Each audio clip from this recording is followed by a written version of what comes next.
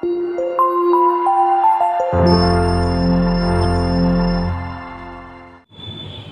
everyone, I am Anuj Tomar and I welcome you in English Toppers Academy.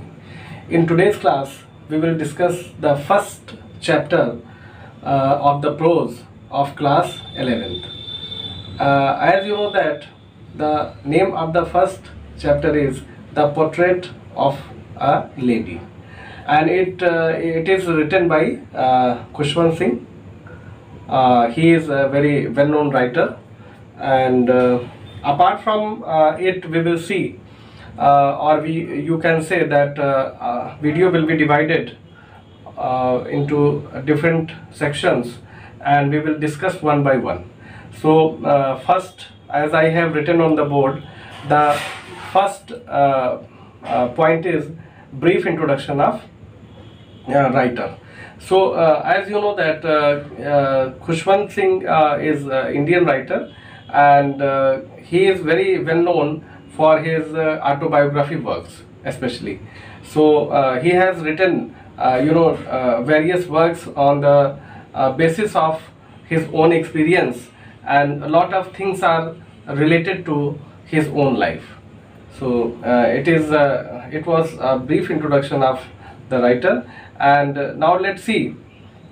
Now we have discussed the point number 1, and now we will see the summary of the chapter, and third one is characters in the chapter. तो characters की अगर हम बात करते हैं तो we have two main characters in the story. The first one is the writer himself, and the second one is the grandma or the grandmother of writer.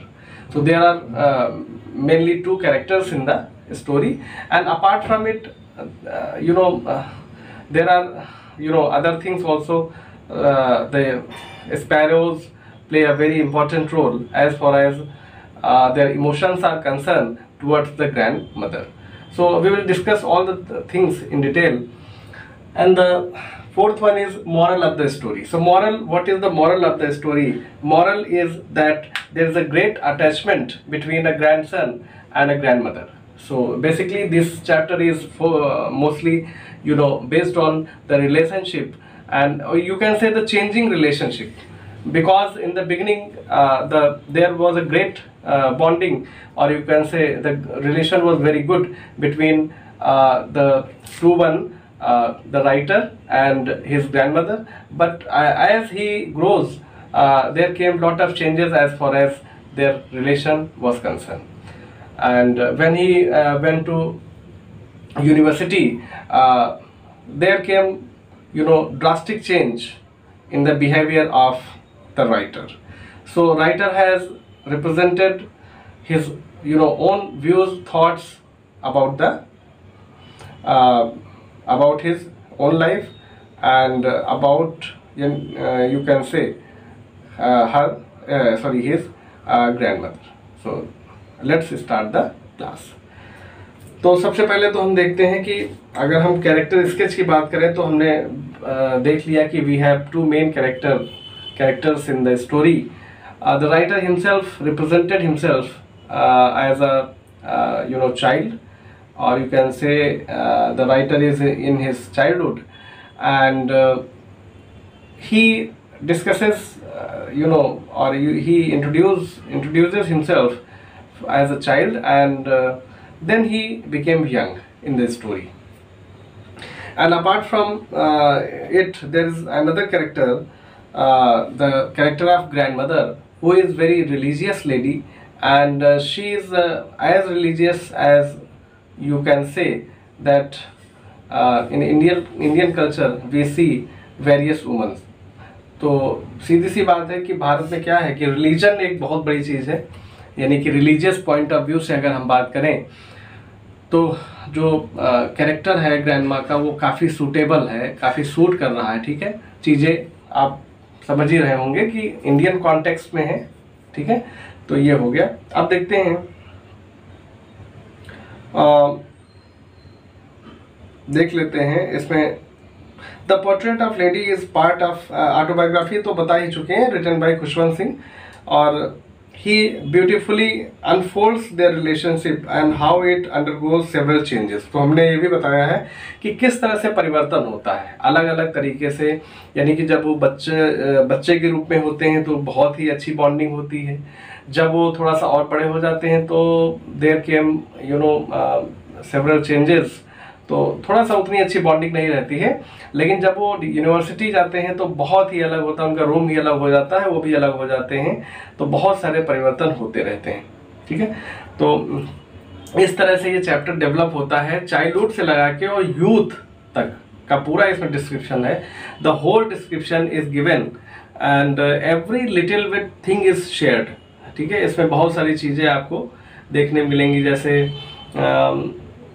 वो जो राइटर है वो अपने पेरेंट्स से अलग रहता है, दादी के पास, दादी उसको पूरी तरह से उसकी देखभाल करती हैं, उसको स्कूल छोड़ने जाती हैं, और स्कूल के बगल में एक टेम्पल है, टेम्पल में वो क्या करती हैं, जब तक बच्चा पढ़ता है तो वो रिसाइट करती हैं रिलीजियस सॉन्ग्स, है नहीं। तो ये सारा बहुत डिटेल में है।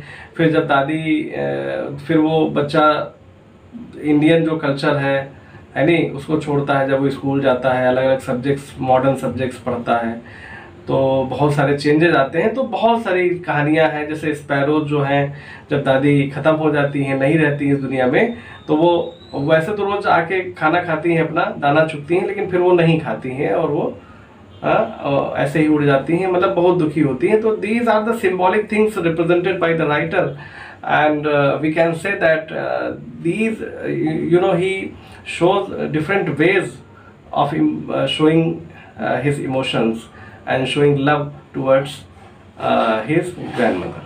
तो इस तरह से चीज़ें हैं। अब देखते हैं इसमें पॉइंट वाइज देखते हैं, समरी देख लेते हैं। The portrait of a lady is written by Khushwant Singh in the form of autobiography.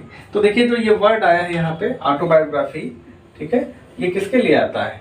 When someone writes his own experiences, ठीक है, अपने बारे में जब कोई कुछ लिखता है, अपने से संबंधित चीजें, वो ऑटोबायोग्राफी होती है। देखिए ऑटो जो शब्द है वो किसी में भी आ जाए तो सेल्फ होता है, ठीक है, जैसे ऑटो रिक्शा, तो ऑटो क्या है? ऑटो वो अपने आप चलता है, उसको धक्का लगा थोड़ी ना चलाया जाता है, उसको आप केवल इशारा करते हैं या उसमें जो है, ठीक है।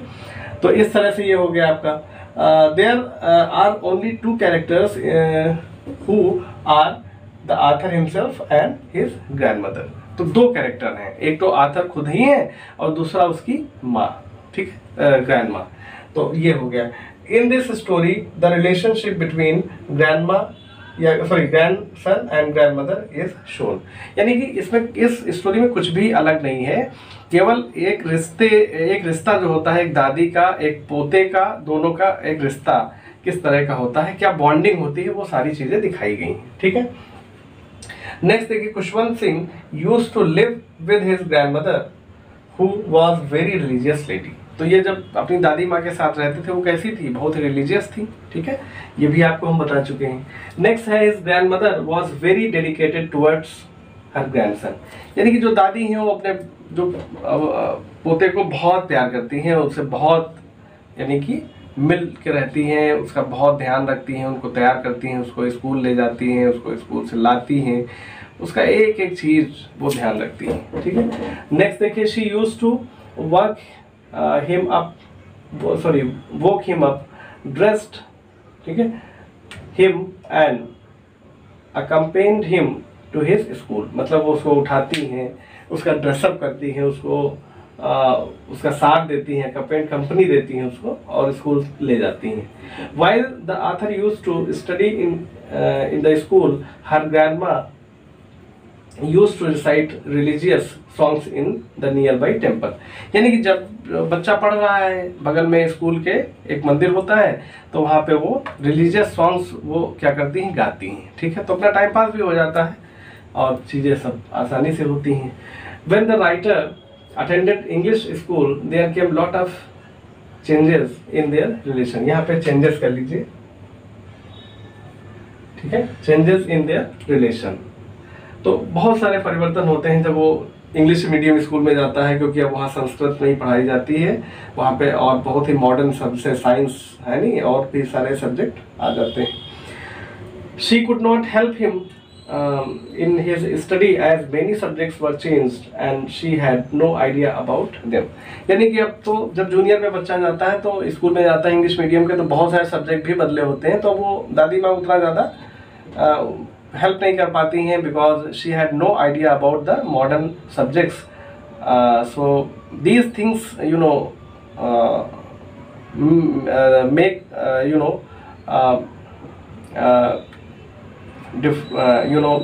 gap between these two, यानी कि गैप का काम होता है. When he joined university, their relation was broken completely. और देखिए जब ये यूनिवर्सिटी में जब एडमिशन लेते हैं तो इनका जो रिलेशनशिप है वो बिल्कुल ब्रेक हो जाता है अपनी दादी माँ के साथ, क्योंकि अब तो वो बड़े हो गए हैं, सेपरेट रूम है, सेपरेट चीज़ें हैं, कोई शेयरिंग की भी ज़रूरत नहीं है. तो ये सारी चीज़ें आप समझ ही रहे होंगी. One day she fell ill and passed away. There was a great sadness in the house as Sparrow stopped eating. और दादी माँ जो बहुत ही धार्मिक हैं, बहुत ही रिलीजियस हैं, वो क्या करती हैं, स्पैरोज आती हैं उनको दाना डालती हैं ना. तो जब दादी माँ नहीं रहती हैं तो स्पैरोज क्या sparrows rejected to take food, वो खाना नहीं खाते हैं. और जब दादी माँ को अंतिम संस्कार के लिए ले जाया जाता है तो वो उड़ जाते हैं, यानी कि बिना खाए ही चले जाते हैं. तो this is you can say that brief summary of the chapter, and you have to remember the name of the author, and apart from it there are two characters you have to remember, and the moral of the story is that the whole story is based on the relationship between a grandson and a grandmother. अब किस तरह से उनके रिश्ते बदलते हैं, इन सब चीज़ों के बारे में ये पूरा चैप्टर आपका है. ठीक है, so this is enough for today. Thank you for watching the video. Please share this video to your near and dear ones. It is my humble request to you. Thank you for your love and support. Thank you.